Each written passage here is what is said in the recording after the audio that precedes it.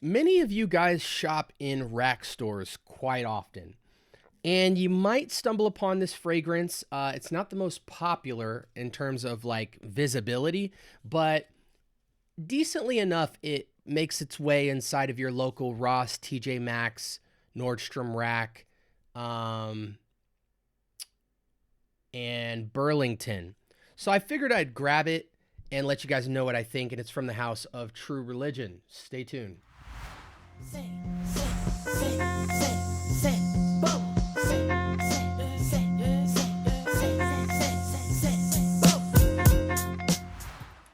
All right. Welcome to the Scent Bubble. I am your host for the evening. Listen, from the house of True Religion, this is True Religion Eau de Toilette. Now, I think it's extremely important if you have the ability to try the fragrance. You know, you go to a J.C. Penney's or a Kohl's or a Sephora or whatever, and you come across these cheapies. If you can smell them before you buy it, it's awesome. Or if you don't really have access to anything like that locally to smell them in person, take 25, 30 bucks and just get all your rack store curiosities and just get them out the way in a decant before you blow the money. Because even though the decants might cost 3 to 5 bucks, it still adds up when you consider the fact that a lot of these rack store cheapies range from $15 to $30. And you can very easily, due to curiosity, overbuy fragrances that in the end, as you start collecting fragrances, will not wear. This is True Religion Eau de Toilette. I'm going to spray it on both the test strip as well as my arm, because the reason I'm telling you guys to decant fragrances like this is you can get tricked into loving fragrances like these out in the air. And then upon dry down, the fragrance can break down, dissipate, or change in an undesirable way. And you won't know that because just trying it on a test strip, you could completely judge the fragrance. I don't know much about this fragrance. Let's see if I can find it real quick. Good grief.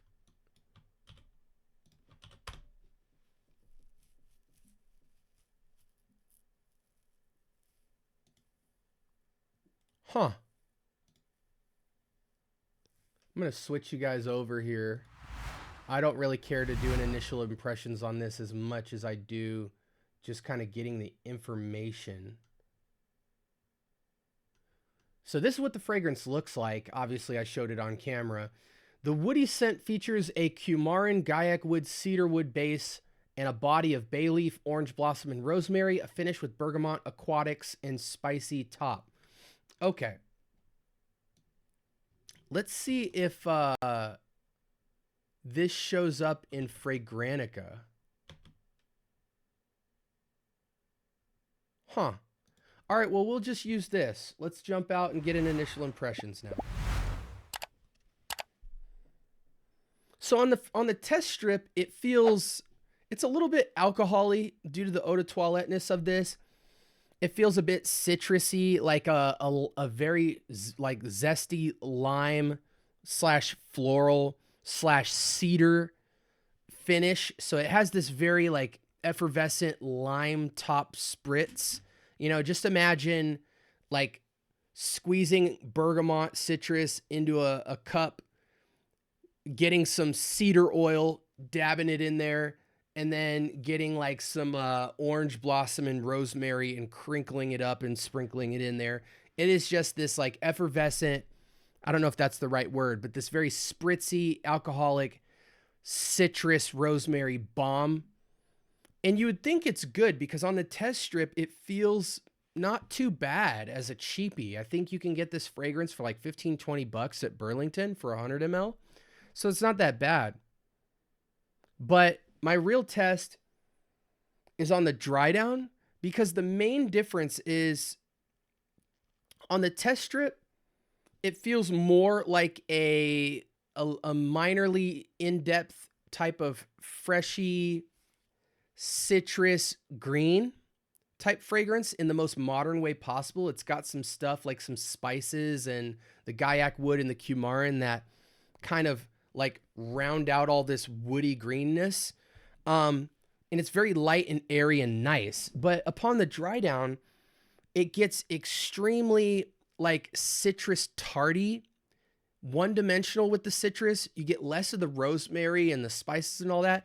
And it just basically becomes like a basic bergamot on cedar fragrance that almost, I feel, if you sweat at all or you perspirate throughout the day, it'll just get funkier and funkier and funkier. And so that sucks. It breaks down.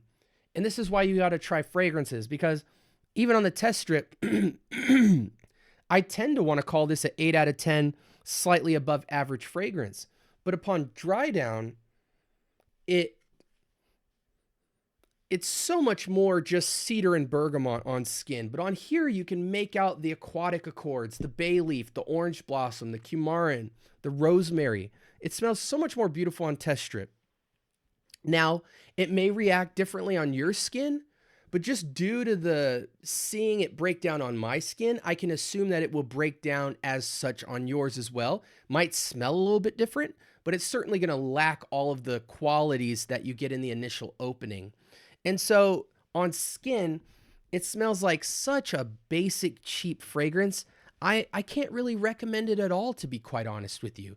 In fact, most fragrances in this kind of woody citrus category, which is a lot of cheap rack store stuff, I tend to say Star Walker's better, Nautica Voyage is better. And by better, I mean more interesting of a fragrance, and the fragrance doesn't break down. What you get on the test strip is pretty much what you get on skin.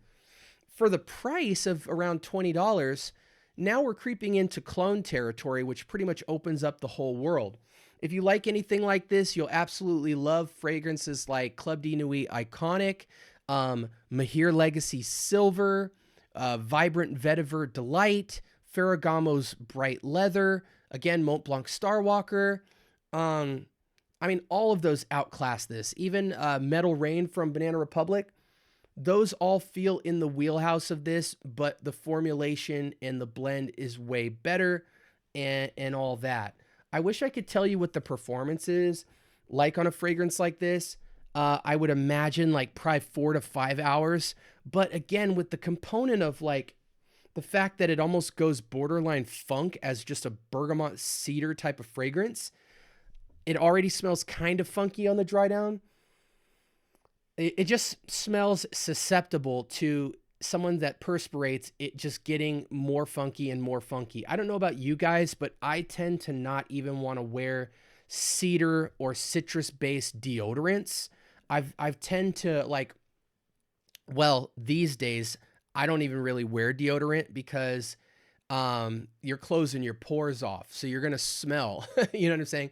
I wear, I use like an African black soap that really, I almost said accentuates, that really exfoliates the skin in my armpits, and I eat pretty healthy. So there's not a lot of funk coming through my armpits. If I feel like I'm going to have a day, I've got some really health conscious deodorants that get the job done for me. But for the most part, I'm not trying to wear deodorant because I'm trying to let my arms breathe. And I just make sure I shower 1-2 times a day so that I'm a clean individual, and that when my pores do perspirate, you won't get an odor with that.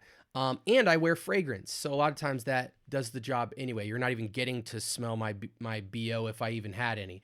But nonetheless, when I used to wear deodorants and stuff like that a lot, I would typically tend to stay away from cedars and tart citruses and stuff because funk doesn't really go well with those. Like imagine body odor with lemon, or like body odor with bergamot, or body odor with woodiness. It takes that tartness and makes it go even more sour, and it's just a bad experience. So I feel this fragrance really will start to break down the longer you're in the day, unless you're maybe in cold weather. This feels like kind of a dumb reach everyday wear, but and there's some synthetics in it as well that come forward in making the fragrance smell inexpensive, and that's never a good thing either. I give this fragrance like a 5 out of 10, to be honest, for men, and oh, brother, this guy stinks! Can it. I don't recommend it at all. Again, I gave you guys a lot of alternatives that you can use for this fragrance. It is a fragrance for men, so we don't have to discuss unisexness or anything like that. But yeah, it's just very underwhelming. I don't like the fragrance at all. I don't think it's worth the money. Maybe there's some other True Religion fragrances that are great, but this one is very deceptive. On test strip, it smells like it could be a great utility everyday wear. On skin, it's simply cedar and bergamot with some synthetics, and it feels very weak. And all the alternative fragrances I named are in the wheelhouse of this, but done better with even better performance. This is an eau de toilette, so I mean, I can already smell it just starting to fade away, and I just don't think it's a very good fragrance. If you disagree with me, let me know in the comment section. Like, comment, and subscribe. More importantly, turn on the notification bell. We drop episodes every single day. Let me know if you have any questions about this fragrance. Again, when I'm excited about a fragrance, I talk about it more, but I'm not going to fabricate analysis on a fragrance that sucks. This fragrance sucks. Don't buy it. I can't even find a reason for somebody who's looking for affordable fragrances or anything like that to enjoy this fragrance when you have so many fragrances between the $20 and $30 price point that literally Gatling gun this fragrance. And it's really seems like a fragrance that, you know, designer fragrance they didn't put a lot of effort into, used cheap ingredients and made it an eau de toilette even worse. So with that being said, this is it seems like a self-titled True Religion, True Religion. It says TR. No, it's just True Religion by True Religion Eau de Toilette. And you guys saw the bottle, so you know what I'm talking about. This is the Scent Bubble. Hope you guys have a blessed week. And until next time, peace.